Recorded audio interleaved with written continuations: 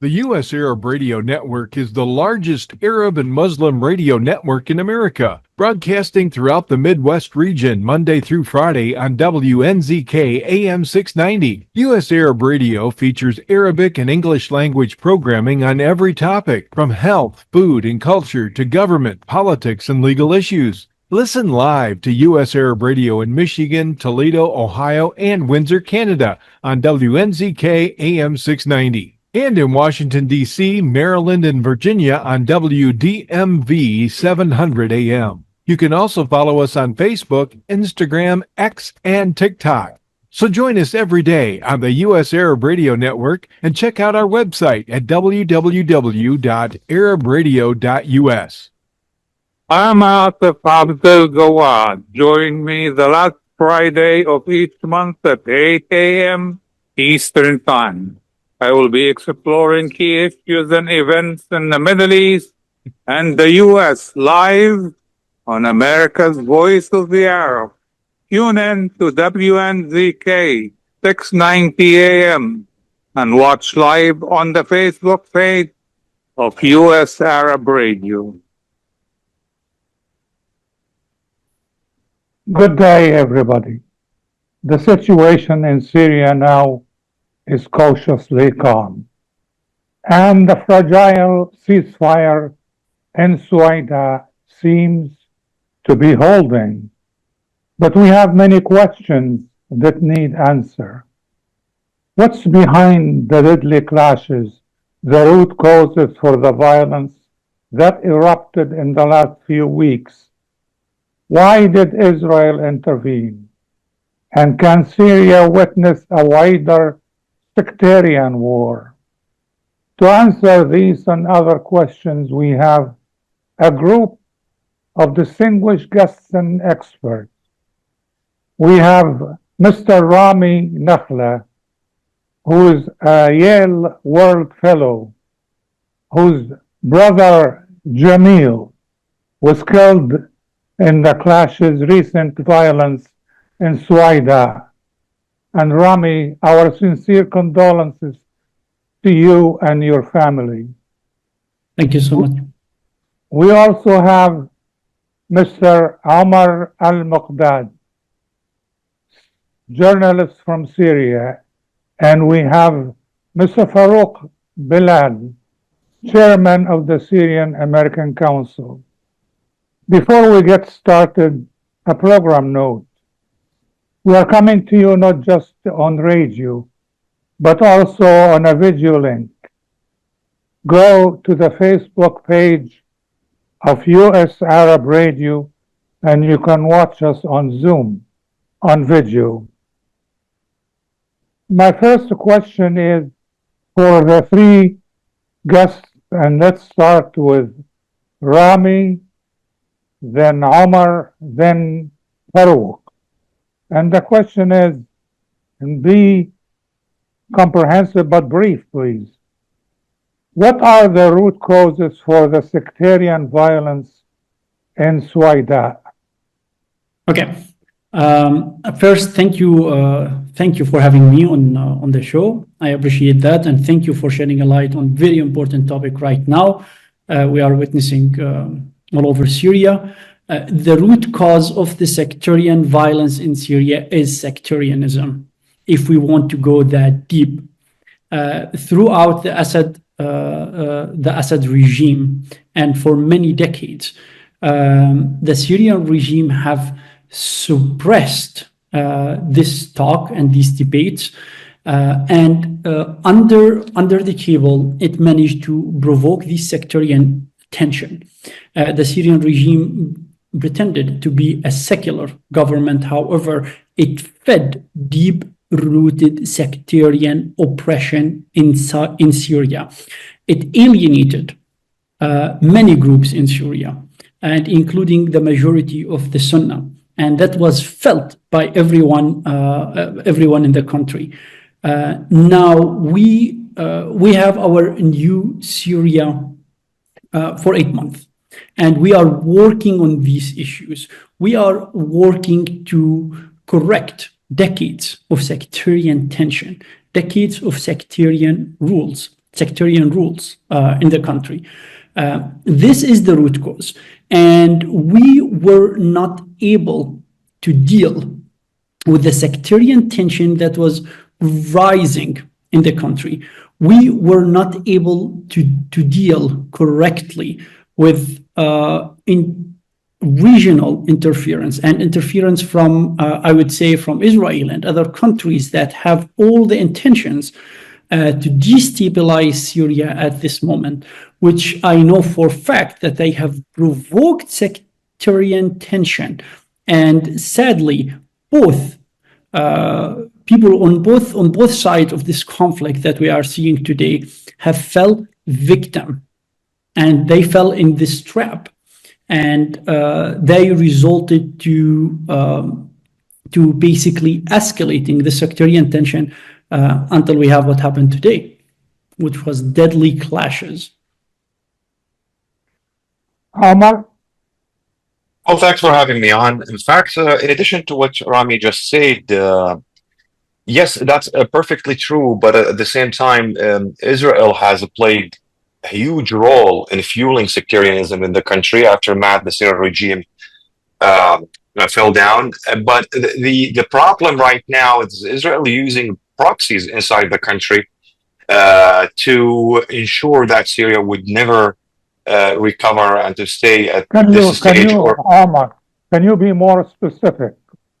Yeah, for example, you have since day one, there was, if we would take what's happening in Sweida right now, you have many different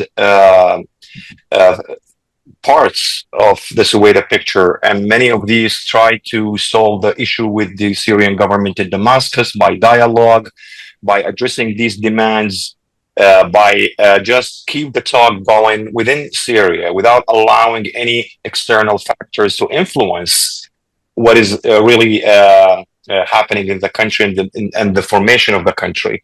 But you have the remaining of Assad regime loyalists, which led by Hikmet al-Hajari and his brigade and the military council. These are the ones who said no talk with the government, and they even refuses to meet with the government officials, and they've been trying to stay away from all that, motivated, supported, and backed by Israel. And they are the ones who are now leading these efforts against any serious integration with the country to bring Sweida back to Syria as a Syrian state. They are the ones who are standing in front of that. And Israel is using them to get the best out of this situation. As far as I'm concerned, and any rational person, a clear-headed person will know the end of this movie. Israel wants a normalization deal with Syria or peace with Syria, and they are using all these brigades to pressure the Syrian government, the central government of Damascus. Of course, there is no doubt that the central government of Damascus or the transitional government has a lot of things to do, and there are a lot of blame to be thrown on it. But this is basically what's happening in Sweida, and these are the parts that refuses any talks, they refuses dialogue. They've been describing the government as a terrorist government all along, since they want not talk with this government. And so they are the ones of casting stones with anyone who's trying to open a dialogue with the government, to cooperate with the government, to meet the country or the population of Sweida demands. And by the way, when we talk about this legitimate demands, this is the demands of 60% of the entire country, not just Sweida. But unfortunately, this is the part here is using that as a smoke screen to just fulfill Israel demands southern Syria. So basically, what we are witnessing right now, it has different levels. There is one level that the government didn't do a lot in the last 8 months to ensure all factions comes together in Syria, all parts comes together. They have to open up for more diverse governments and the institution and the Syrian institutions, the makeup of the Syrian institutions. Unfortunately, we didn't see that yet. But at the same time, Israel is playing a huge part with its proxies in northern Syria, and even the Syrian coastal areas. They also has fingers over there. And let's remember what one report I was reading a couple of weeks ago about thousands of social media accounts dedicated to just spread sectarianism that attack the government. And these accounts actually it has linked to Israel directly or indirectly. So Israel is the major force right now behind what is happening in southern Syria. It is the major force that is being pushing Syria to this situation. The government dealing with these events is still they are handling that poorly, let's say, but it's they can do better with time once the country comes to settle down. Farouk, Mr. Bilal. Yeah, thank you, Dr. Atef, for having me, and good morning to you and your esteemed guest and audience. You know, I don't want to repeat what Rami said, but I think sectarism in Syria didn't really happen overnight. Since 1963, this was a deliberate policy that was followed by the Ba'ath Party and the Assad, both the Hafiz al-Assad, the father, and Bashar al-Assad, the son. Fast forward to 2011, when the revolution broke in 2011, it was in Assad's interest to show this as a civil war between Syrians. And unfortunately, the international media played a key role in helping him, spread this propaganda that is a civil war, that's not a regime, just that killing its own people. And that's why you see that he allows people extremist groups like ISIS and others like Fatimiyun and Zainabiyun and other Iranian militia to come in and kill based on like sectarian bases. Additionally, at the other side, you will see him and the Assad regime deliberately targeting and killing any voice that calls for to keep the coherence of the fabric of Syria. Like, we have Abu Furat, we have Haji Mari', we have Riyaz Matar and Mish'al Tamwa and others. These people were calling to keep the Syrian fabric together, but they will deliberately targeted by the Assad regime and killed. On the other side, any extremist who is killing based on sectarian basis, he was let free and gone. And we've seen this in Syria. So the past 14 years deepened this really. I hate this word sectarian because I rather not to talk about it. Not because I wanted to ignore it. It's there. We have to work on coming over it and come together as Syrians. However, when we repeat the word again and again, it resonates with people that there is a sectarian war in Syria, while there isn't. Yes, we have different groups from different sects fighting here and now, but however, this did not spread to a full rage war between Sunnis and Alawites, or Sunnis and Druzes, or Sunnis and Kurds too. Okay, so now we have a division of opinion here. We have Rami focusing on the Assad legacy and the current sectarian situation. We have Omar focusing on Israel, but also on the lack of diversity in the current government. And then Mr. Bilal goes back to the Assad regime and also to the sectarian nature of Syria's society. But before we carry on, let's take a quick break. And when we come back, I will ask Rami about the reasons why Israel was drawn to the conflict. That's after the break. Mm-hmm. Life for Relief and Development has now been rated as one of the best charities for humanitarian aid. Life's humanitarian projects span the globe, and Life is celebrating its 30th anniversary of providing essential life-saving aid to people and communities in 36 countries, regardless of race, color, religion, or cultural background. Where there is life, there is hope. And when disaster occurs here or around the world, including being one of the first responders to the Turkey-Syria earthquake crisis, Life for Relief and Development rushes in to provide food, medical aid, and shelter to those in need. We are looking to help the earthquake victims, and we take 0% overhead on emergency donations. So please help improve these efforts. Learn more about our involvement to help the helpless and bring hope where it's needed most, and make your tax-deductible donation to Life for Relief and Development now at lifeusa.org or call 248-424-7493. That's 248-424-7493. A car accident can change your life in an instant. As a result of a car accident, you may become unemployed. As a result of a car accident, you may need a lot of medical treatment. People think that insurance companies are on their side. Why? Because they're giving them one or two benefits. Are they giving them all the benefits they deserve? How would one know unless you consult with an attorney? Call the law offices of Rumana Kiruz at 248-557-3645.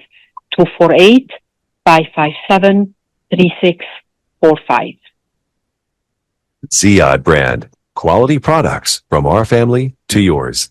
Ziyad Brothers Importing offers the finest quality products, including brands like Sultan, Kraft, Nestle, Hook, Rico Picon, Donna, and many more. Ask your retailer to carry these fine products because you deserve the very best. For more information, visit our website at www.ziyad.com. That's www.ziyad.com. Ziyad, quality products from our family to yours.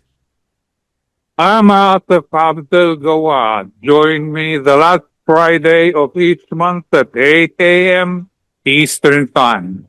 I will be exploring key issues and events in the Middle East and the U.S. live on America's Voice of the Arab. Tune in to WNZK 690 AM and watch live on the Facebook page of U.S. Arab Radio. Welcome back to Radio Baladi. We are discussing the situation in Syria and the root causes for the recent violence in Sweida. Rami, the reasons why Israel was drawn to the conflict. Tell us about that. Okay. First, I definitely involved the Assad regime in this in terms of discussing the root cause, the historical root of sectarian divide in Syria. I don't believe Israel got involved. I genuinely believe that Israel manufactured this conflict, and I will provide the evidence to that. Israel totally understands what the sectarian divide in Syria, and it understands what kind of story that it can push forward, and both parties will adopt it, whether it's Druze and the rest of the Syrian people, and they can adopt the story, they believe in it, and then they make it a self-fulfilling prophecy. Israel has concern, and the concern of the Israeli are that they have managed to put an end to the Shia alliance between Iran, Iraq, the Alawite in Syria, and the Shia and Hezbollah in Lebanon. That axis was a nightmare for Israel. And do you know what even a bigger nightmare for Israel is? A Sunni axis from Ankara, Syria, Jordan, Saudi, and the Arab Gulf. And that's what Israel is seeing happening on the horizon and what it wants to stop at any price from taking place. How it can do that? You have the minority area, which the Druze, Jabal Arab, which comes right in the middle geographically of this future alliance that it's seeing developing right now.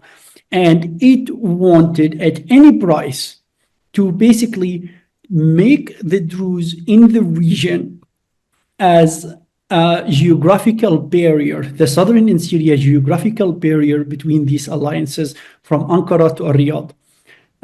So what is the story that it pushed? And I can see even now panelists with us here repeating that story. And it's my friend Omar Almuqdad, who is who's an old friend and a journalist, and should know better, I would say, than repeating that. Basically, I've sat with Al-Hajari in his house with his team, and I speak every day to people in Sweida. They do not want Israel.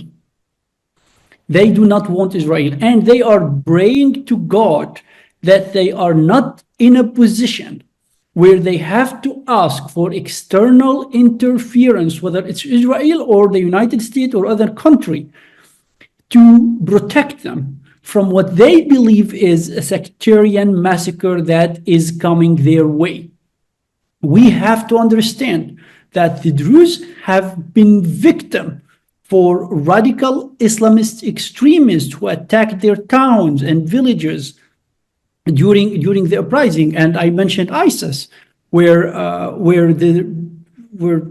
like our women been spayed and enslaved and taken there. So they were afraid of this. And the talks from the beginning with the Syrian government was, we want to be part of this country. We want to be part of this government. However, we do not trust that the military and the security institution in the country is ready to be dispersed and deployed in minorities area.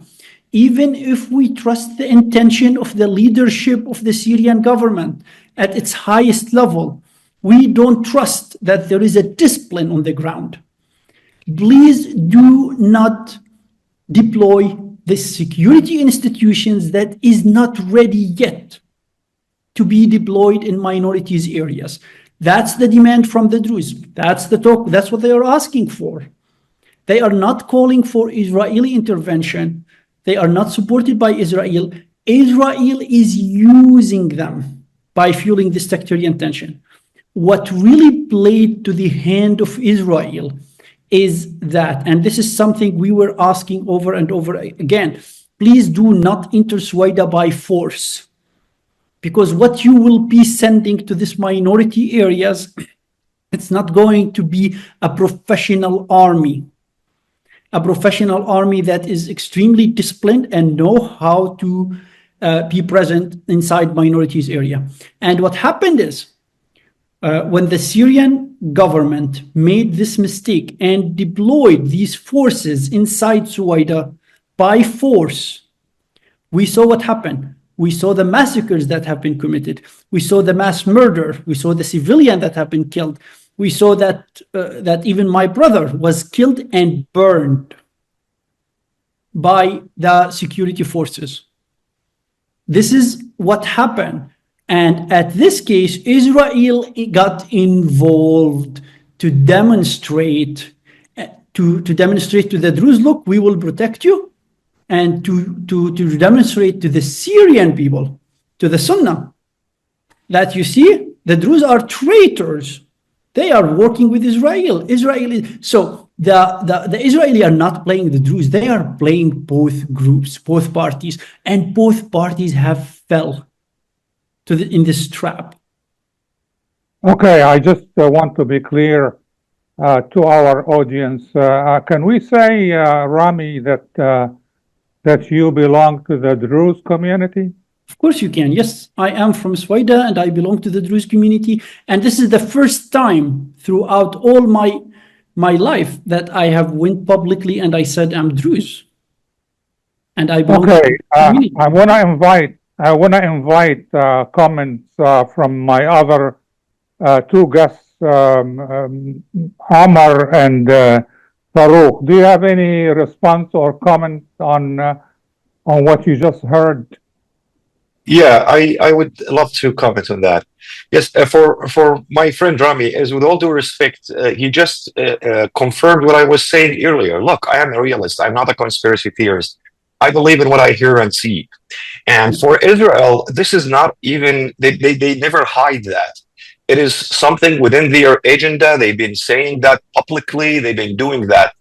stabilizing Syria or stabilize Syria is a red line at this point for Israel, unless there is a good deal on the table. And as I understood, full normalization with Syria concede the Golan Heights. It's not about Druze to this point. Israel just using not all the Druze, by the way, for God's sake. We are talking about Sweida as if all the Druze are just one solid thing. You have Sahat al-Karama, which the people who led the dialogue with the central government, with the transitional government since day one. They've been there, and you have the Druze elites who's also met with Ahmed al-Shara and his cabinet, and they've been meeting day off. So and also the governor of Soweto, they've been meeting with him. They're addressing their demands. So it's not about as we've been saying, that the government has went to Soweto and committed all these atrocities. In fact, the government is not in Soweto to just say, okay, you're the one who's responsible about that. The government for 8 months avoided confrontation, even though they know what's going on here. So for Israel, yes, Israel has all along, they have a project and they have a lot of things on the table, and they want to get the best out of it. Since day one, the Assad regime gone, Israel started put their dream in action by start attacking Syria for more than 300 airstrike just in a couple of weeks, and then they tried to play the Alawites. By the way, they began with the Alawites in the Syrian coastal areas. Then they said they brought the Druze to the table. Not all the Druze. Hikmet al-Hajari brigade. Yes, there is a sectarian tension in the country. There's nobody's gonna argue with that.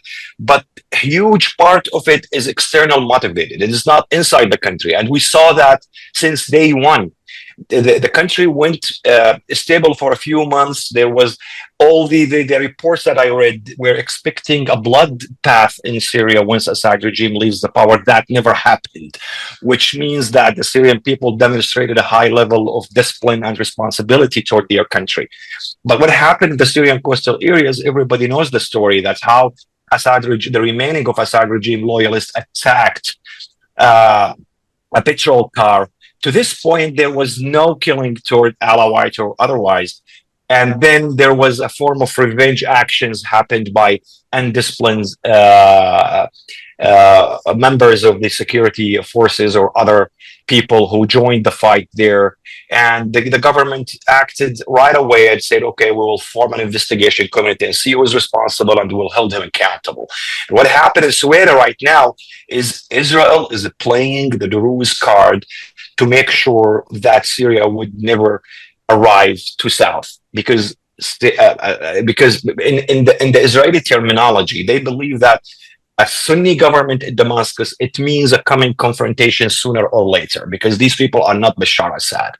They know that, they understand that. This is why Israel is going crazy. And again, I am not a conspiracy theorist. I don't know what project Israel have, but all the facts that I have between my hands right now, that there's no such a thing as David passage to the Kurdish area. It's not going to happen. Jordan is not going to allow a separated entity alongside its border. The Druze knows that really well, but this guy Hikmet al-Hajari, who's been backed by Israel, he's been fulfilling Israel projects and demands since day one. This is what's going on. It's not really about sectarianism. Sectarianism is being dragged into the topic by Israeli actors and non-state actors inside the country. What You know are what I mean? the Any demands comment? fulfilled? Go ahead. Go ahead. Yeah, I have comments. Since the fall of the regime on December 8th of 2024 last year, Netanyahu was doing his visits to the U.S., to Washington, D.C., and more than one time, in his meetings with the White House, he advocated and asked both the Congress and the administration to keep Syria unstable.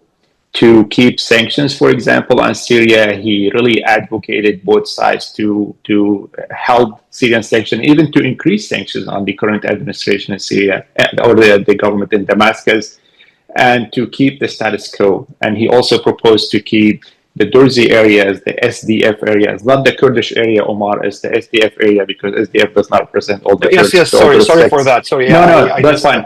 Because I'm from a minority too, and I don't want to be labeled as someone who doesn't speak. No, it was just thank you. offline. No worries, yeah. So the SDF area, Netanyahu wanted to keep this area, and the coastal, of course. He wanted to keep Syria fragile and weak, because in his opinion, that if Syria is stable and Syria is strong, in a few years he fears another October 6th, but this time from Syrians and Turks. This is in his words. So Netanyahu doesn't really need a reason to interfere in Syria. He was just labeled a couple of days ago as a madman by a White House official here. But he tries to find these windows to deepen that fractions in Syrians. He tried, like said, he tried through the Alawites. They tried through SDF too in the beginning. They tried to re-enter the SDF areas and give them support to keep the SDF controlled areas outside of control of Damascus. And now unfortunately they found a pocket in the Sweida to try through that. What really happened is that, you know, when I was speaking to a friend who is a journalist covering the events in Sweida on the second day. And I was asking him, what is the situation? He said, well, the Bedouins attacked, and then the Druze retaliated, and then the Syria ground forces, they entered the city to try to break the fight. Israeli airplanes, or jet fighters, as I was speaking to him, they were bombing the Syrian army and security forces that coming into this way to break the fight.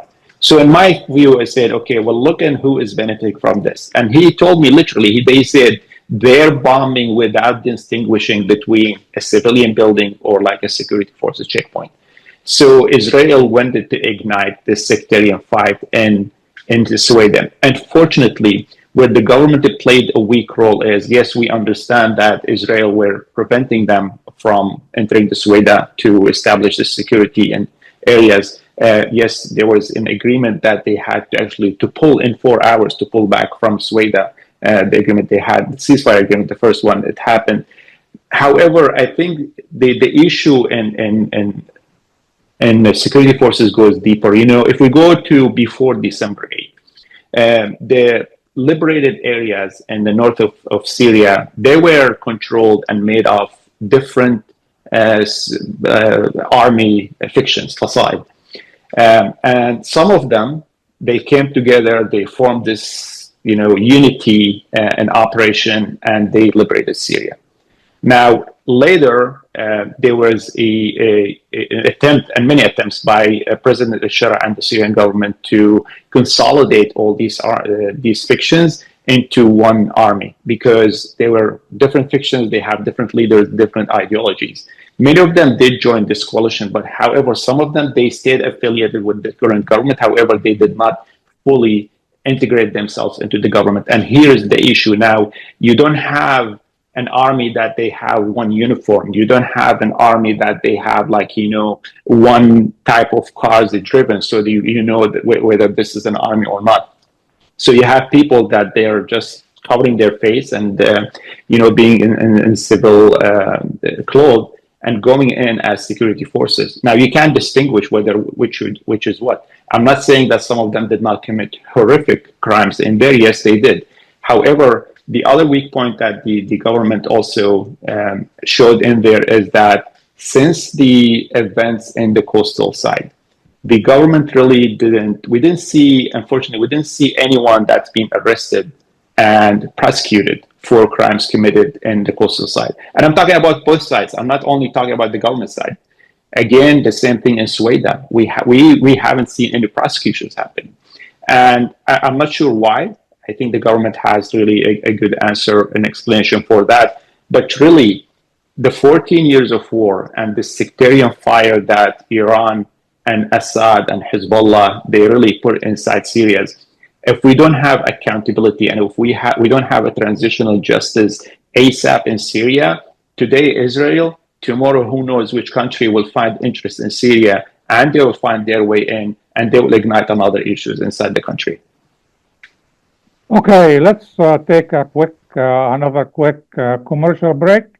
When we come back, I want to ask Rami, where do the Druze factions stand? I mean, we have Druze in Syria, we have them in Lebanon, and we have them also in Israel. After the break.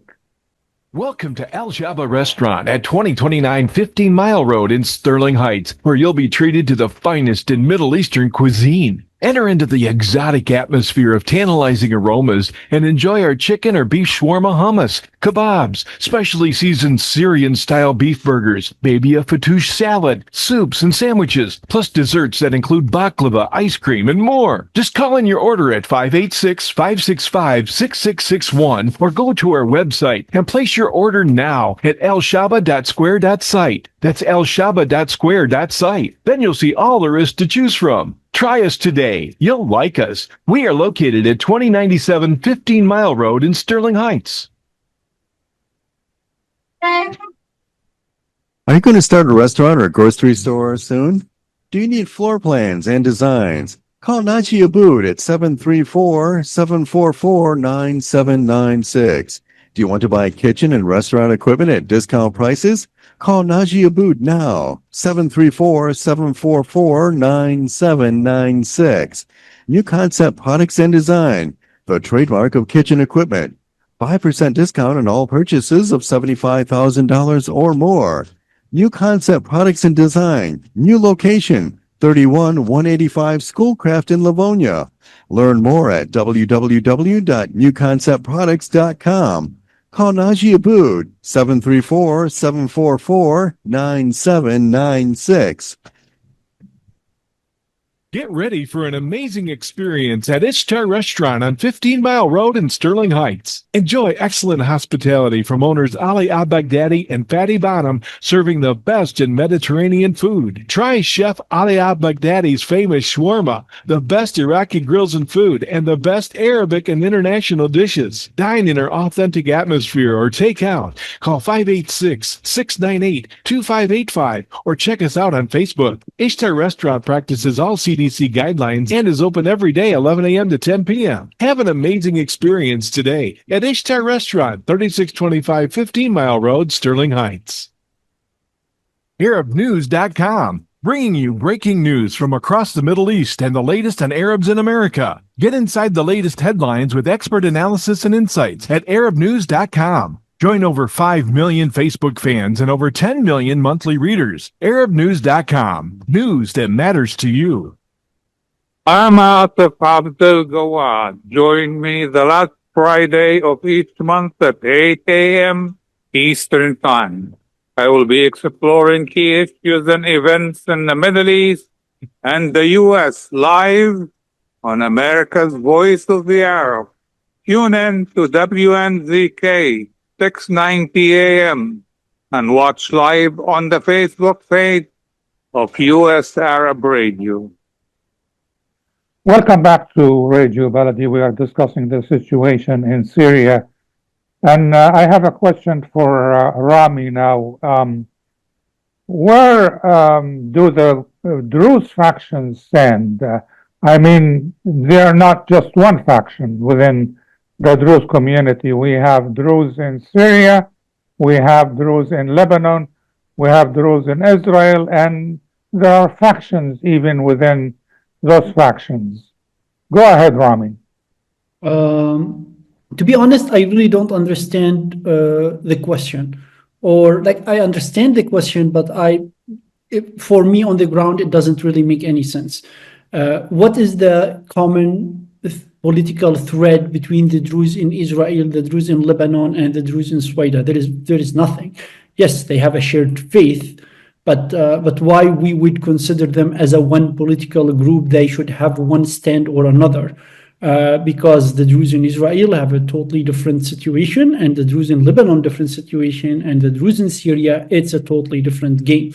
However, yes, they have They have sympathy toward each other. They have support to each other. They have like like what happens everywhere in the world. Someone who's Arab has more sympathy toward Arab. Someone who's Sunnah in Libya has sympathy to the Sunnah in Syria.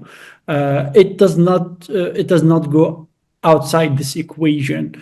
The relationship between Druze, and we have Druze in Idlib, we have Druze in Jaramana, we have Druze in Sahnaya, we have Druze in Egypt, we have Druze in Jordan as well. It's not limited to these three countries, and everyone has different political ambitions and political plans and affiliations.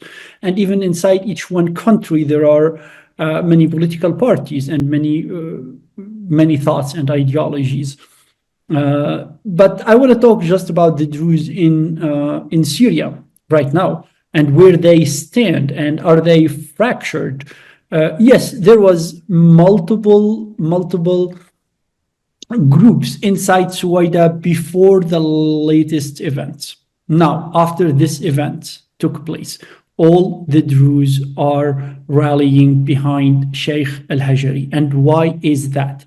Because they felt what he warned from actually what happened.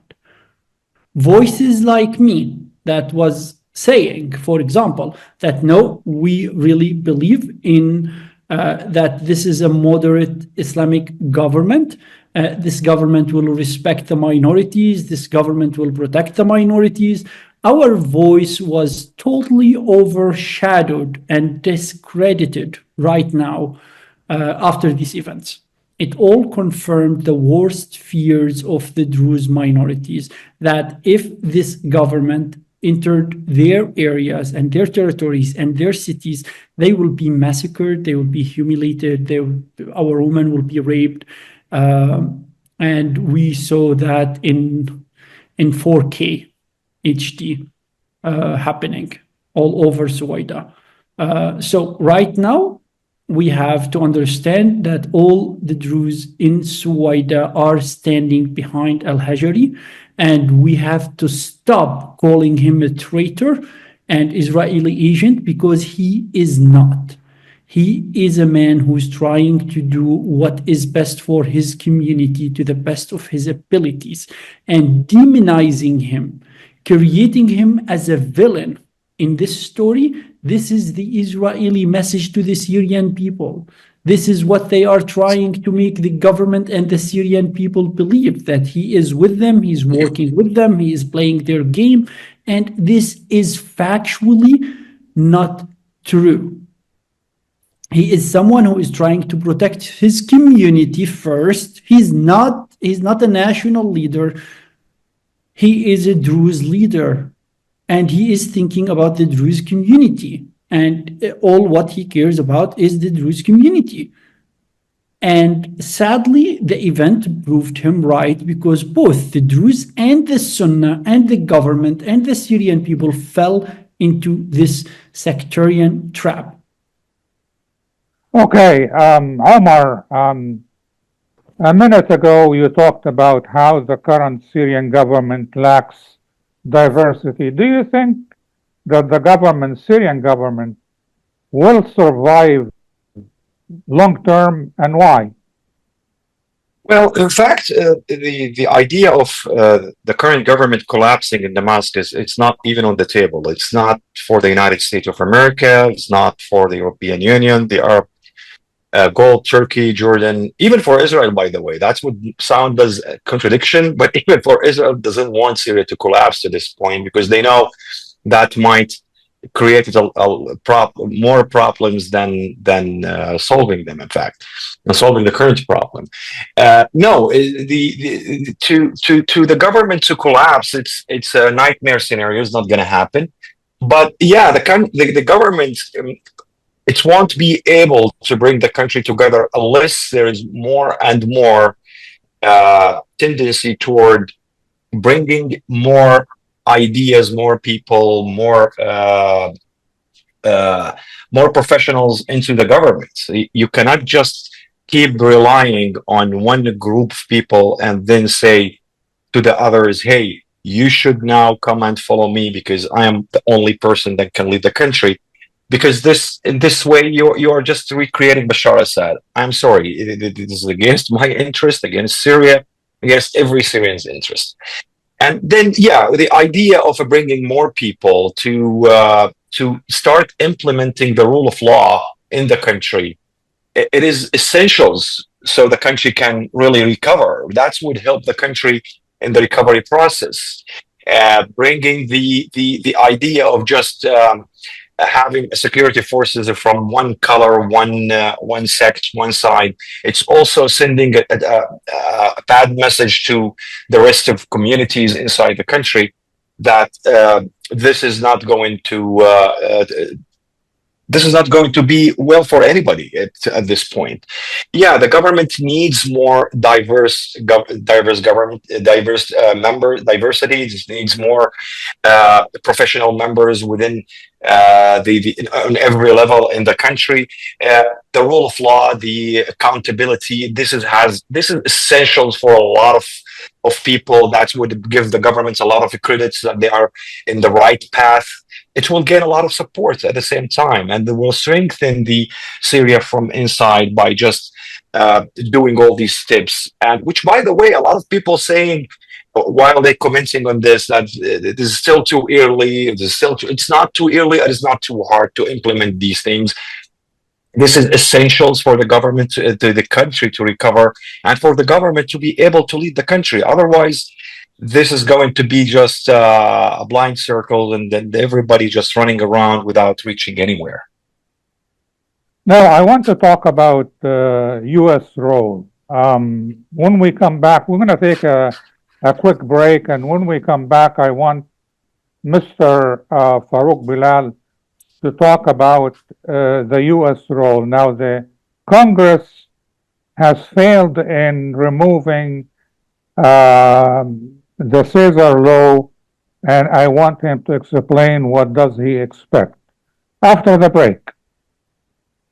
Life for Relief and Development has now been rated as one of the best charities for humanitarian aid. Life's humanitarian projects span the globe, and Life is celebrating its 30th anniversary of providing essential life-saving aid to people and communities in 36 countries, regardless of race, color, religion, or cultural background. Where there is life, there is hope. And when disaster occurs here or around the world, including being one of the first responders to the Turkey-Syria earthquake crisis, Life for Relief and Development rushes in to provide food, medical aid, and shelter to those in need. We are looking to help the earthquake victims, and we take 0% overhead on emergency donations. So please help improve these efforts. Learn more about our involvement to help the helpless and bring hope where it's needed most, and make your tax-deductible donation to Life for Relief and Development now at lifeusa.org or call 248-424-7493. That's 248-424-7493.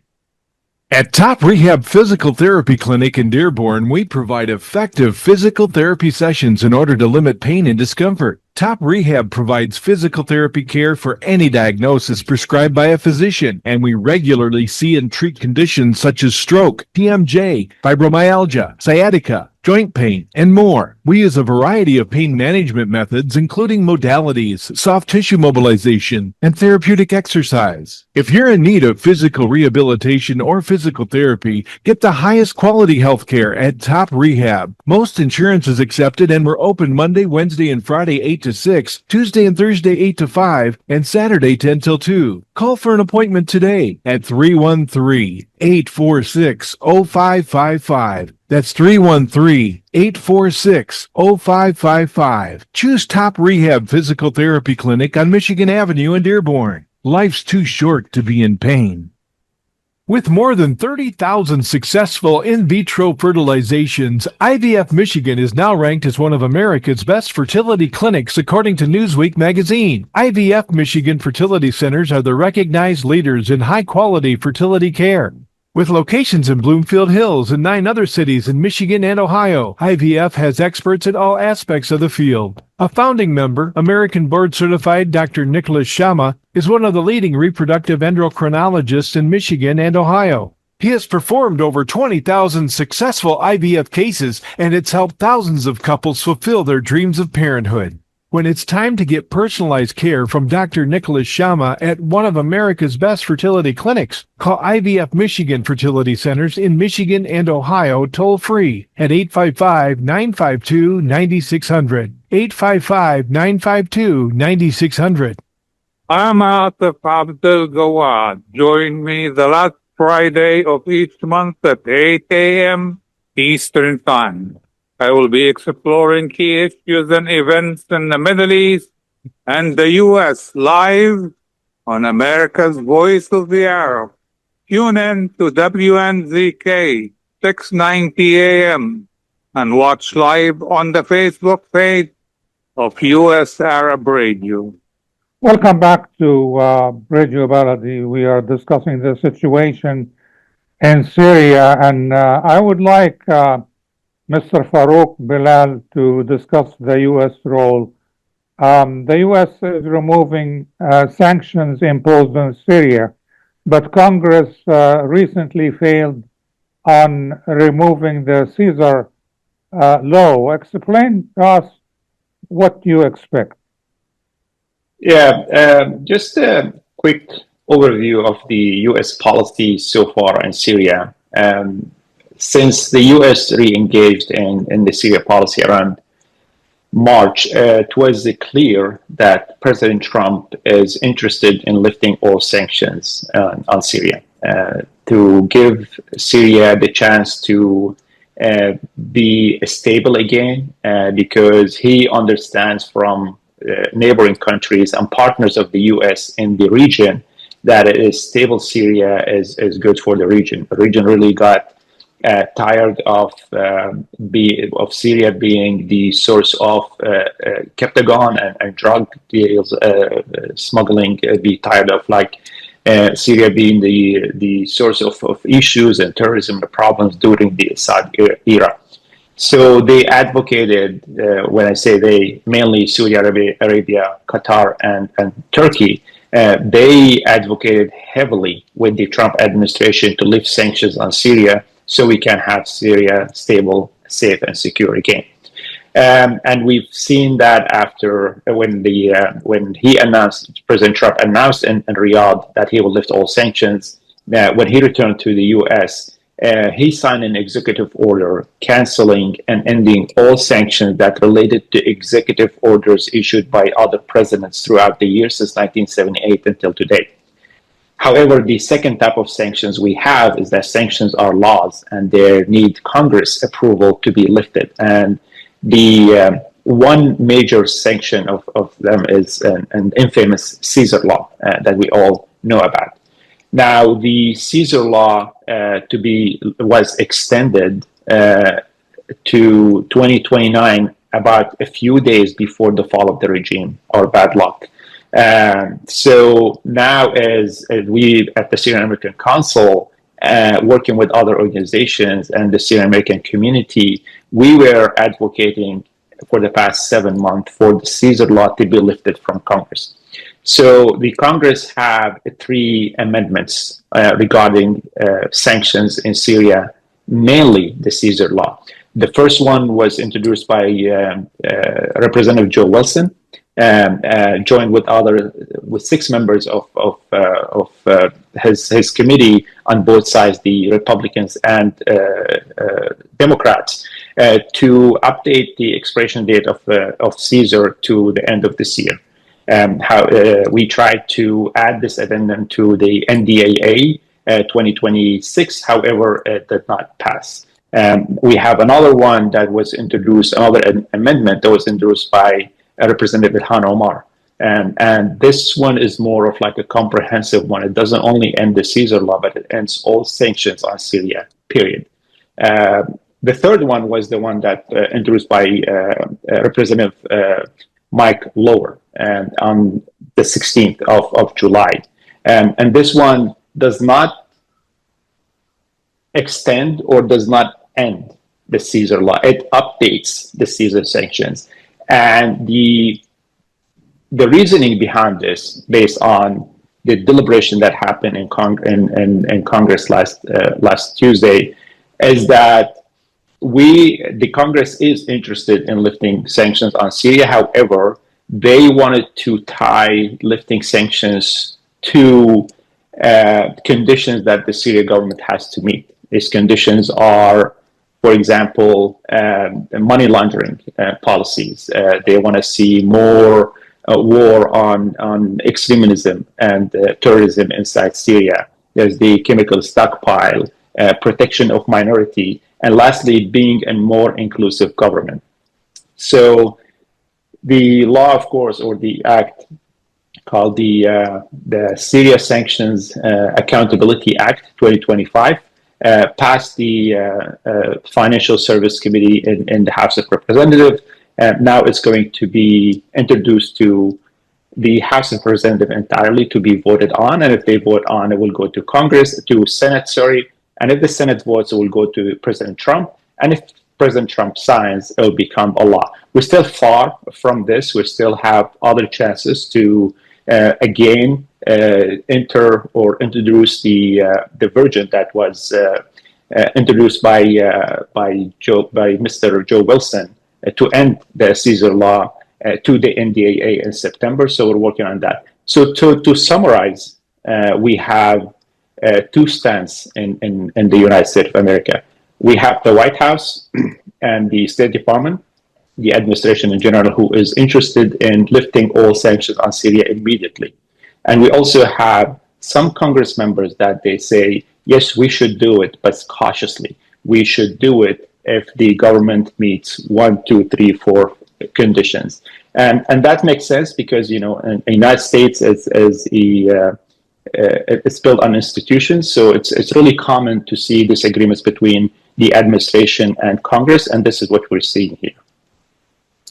Okay, I have only a few minutes left, so I want you to be brief. Rami, can the new government in Syria avoid antagonizing Russia, which has naval bases in Syria?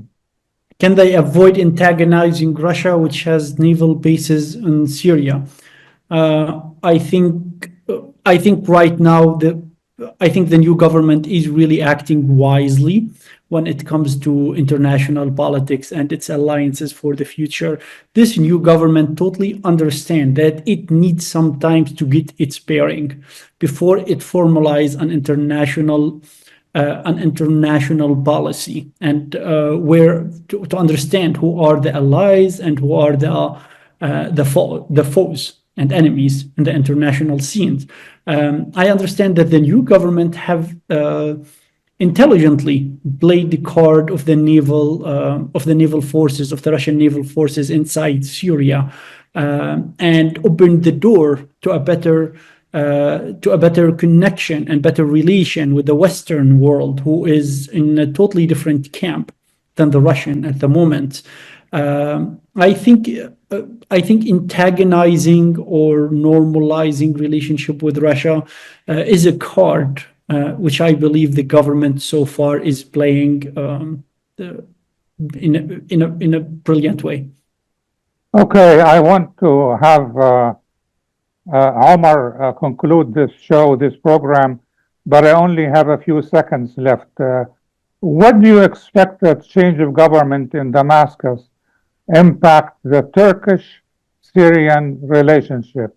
Omar, in a few seconds, please.